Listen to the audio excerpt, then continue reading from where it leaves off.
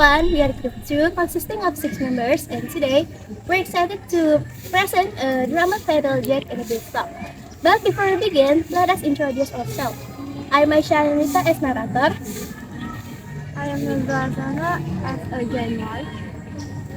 I am Joanna Evanita Sinaga as old woman. I am Surya Harimizan as Jack. I am Kia Dwiananda as Giant. I am myself Fabian Eripa as El Mother Jack. We hope you enjoy the show.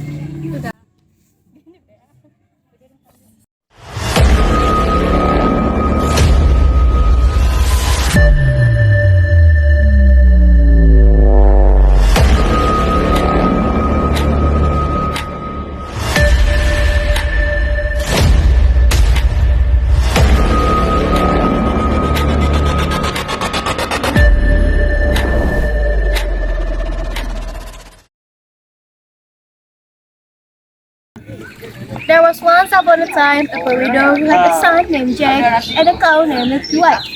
And all they had to live on was the milk cow gave every morning, which they carried to the market and sold. But one morning, Milky White gave no milk and they didn't know what to do. What will we do? We must sell Milky White. And it's something starts off important. Alright, Mother, it's market day today. I'll soon sell the milk to white. And we'll see what we can do. So he took the cow's halter in his hand and off he starts. He hadn't gone far when he met a funny-looking old woman who said to him, "Good morning, Jack," One to you. said Jack, and wondered how she knew his name. Well, Jack, and where are you off I'm in market to sell our food. to? Well, that's no problem. I am in need of a cow, and this one would do. The woman pulled a number of strange-looking beans out of her bag. I'll give you this 5 pins for your cow. Ah, would you like that? You don't know what things are. If you plant them overnight, by morning to sky. Really? Yes. Goes Jack home. But already, Jack, I see you haven't got Milky White, so you've sold here. How much did you get for here? You never guess, Mother. Goodbye. 5 points? 10? 15? No, it can be 20. I told you couldn't guess. This. This bean where I got. They plant medical. Plant them overnight and What? Have you been such a fool, such a dolt, such an idiot, as to give away my Milky White, the best milker in the country, for a seed of paltry beans? Take that, take that, take that. And as for you, spread those beans, here they go out of the window. And now, off with you to bed. No dinner for you tonight. So Jack went upstairs to his little room in the attic and sad and sorry he was, to be sure, and smashed for his mother's sake and for the rest his supper. At last he dropped off to sleep. And he woke up. The room looked so funny. The sun was shining into part of it, and yet all the rest was quite dark and shady. So Jack jumped up and dressed himself and went to the window. And what do you think he saw? Why, the beans his mother had thrown out the window into the garden had sprung up into a big beanstalk which went up and put up till it reached the sky. So the woman spoke truth after all. The beanstalk grew up quite close past Jack's window, so all he had to do was to open it and give a jump on the beanstalk, which was like a big great ladder. So Jack climbed, and he climbed, and he climbed, and he climbed, and he climbed, and he climbed, and he climbed, till at last he reached the sky. And when he got there, he found a long road lying as straight as an arrow. So he walked along, and he walked along, and he walked along till he came to a great big tall house. And on the doorstep there was a great big tall woman. good morning. Will you be asked to give me some breakfast? For he hadn't had anything to eat. The night before and was as hungry as a hunter. It's breakfast, woman, Jack. It's breakfast you'll be if you don't move one. My husband is a giant, and there's nothing he's like better than little boys birds on him. We'd better be moving, or our he'll soon be coming. Oh, please give me some breakfast. I have nothing to eat since yesterday morning, really and truly. I might as well be boiled as day of hunger. Well, the giant's wife was so bad after all. So she took Jake into the kitchen and gave him a piece of bread and a cheese and a jug of milk. But Jake hadn't half finished this when thump, thump, thump, thump, thump, thump. The whole house began to tremble with the noise of someone coming. Goodness gracious me, it's my husband. Here, come quick and jump in here. He was a big one, to be sure. At his birth, he had three cows strung up by the heels, and he unhooked them and threw them down on the table and said, Fee, fee, fop. I smell the blood of an Englishman. Be you alive or be he dead? I will have his bone to green my bread. Nonsense, dear. "You're dreaming, or perhaps you smell the scraps of the little boy you liked so much for yesterday's dinner. Here, go you and have a wash and tidy up. And by the time you come back, your breakfast will be ready for you." So the giant went off. And Jack was just going to jump out of the oven and run off when the woman said, Wait till he's asleep. He always snooze after breakfast. well, the giant had his breakfast, then he said, Wife, bring me the hen that lays the golden eggs.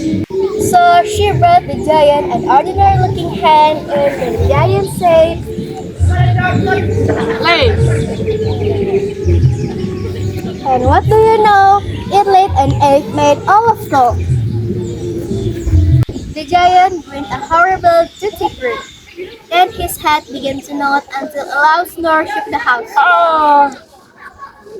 Jake crawled up the oven on tiptoe and got hold of the golden hen and was turning to leave when the hen gave a giggle that woke the giant. Jake was on the house like a flash when he heard the giant calling, Wife, what have you done with my golden hen? and the wife said, What, my dear? but that was all Jake heard, for he rushed off the beanstalk and climbed down like a house on fire. And when he got home, he showed his mother the wonderful hen and said, Lay! it laid a golden egg for Jake just as Ed had been giant. And even better, it laid a golden egg every time he said. Lay! For a little while, Jake and his mother were satisfied. Thanks to the hen's golden eggs, they had all they need to live a comfortable life. But it wasn't very long before Jake began to wonder if he couldn't find something else out there in the sky. So one fine morning, he got up early and went on to the beanstalk. And he climbed, and he climbed, and he climbed, and he climbed, till at last he reached the sky. But this time, he knew better than to go straight to the giant's house. And when he got near it, he waited behind the bush till he saw the giant's wife come out with a pail to get some water, and then he crept into the house and got into a big chopper pot near to the stove in the kitchen. He hadn't been there long when he heard thump, thump, thump, thump. I smell the blood of an Englishman. I smell him, wife. I smell him. You, my dear, if it's that little bird that stole the hen that laid the golden eggs, he's sure to have into get the oven. And they both rushed to the oven. But Jack wasn't there, luckily.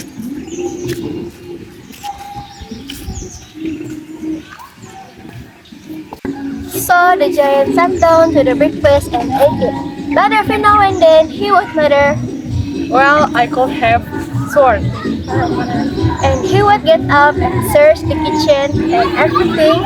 Only luckily he didn't think of the copper pot. After After breakfast was over, the giant called out. Wife, wife, bring me my golden harp. So she brought it and put it on the table before him. Then he said, "Sing." And the golden harp sang most beautifully. And it went on singing till the giant fell asleep and began to snore like it thundered. Then Jack lifted up the copper lid very quietly and got down like a mouse and crept on hands and knees until he got to the table. He stood up and caught hold of the golden harp and dashed it with it towards the door. Jack ran as fast as he could, and the giant came rushing after. When Jack got to the beanstalk, the giant was more than 20 feet away, and Jack began climbing down. Well, the giant didn't like trusting his giant way to the beanstalk, so he stopped. But just then, the harp cried out, Master, master! and the giant swung himself down on the beanstalk after his harp.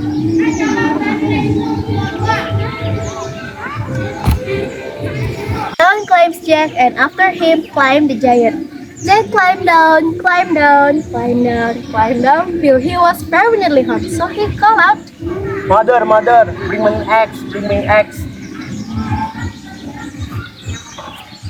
and his mother came rushing up with the axe in her hand. She caught sight of the giant coming down just below the clouds.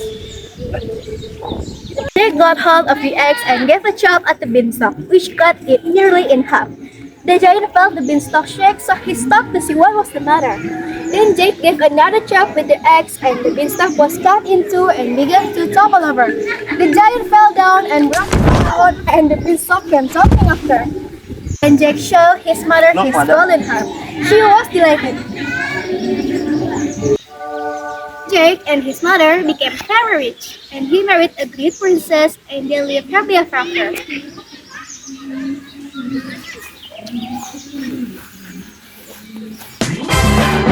One is the loneliest number that you'll ever do.